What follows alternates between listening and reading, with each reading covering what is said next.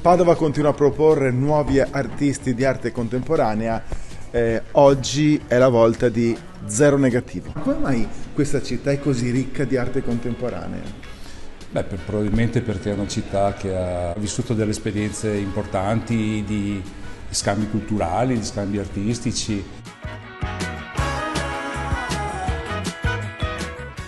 Fino ad arrivare alla street art. E la tua storia? E la tua storia qual è? La mia storia è che io sono fondamentalmente un modellista, modellini, quelle cose da costruire, no? E io nasco da lì, per cui nascendo da lì impari ad operare un po' tutto, impari a osservare le cose, ma sono sempre stato un appassionato di arte moderna e contemporanea. Poi 10 anni fa ho detto bisogna farla. Se tu dovessi spiegare in poche parole la tua arte, che cosa potresti dire? Io penso che il titolo di questa mostra qui alla Biosfera sia quello che definisce un pochettino tutto. Questa pop art circus, un circo dove troverai qualcosa di molto eterogeneo, ma perché? Perché la pop art parla direttamente alle persone.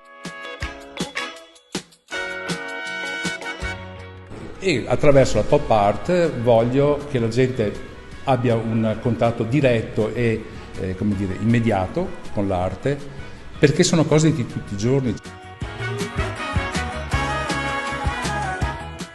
Ci sono quasi cartelloni pubblicitari di prodotti, ci sono oggetti cambiati nella loro forma e nella loro sostanza,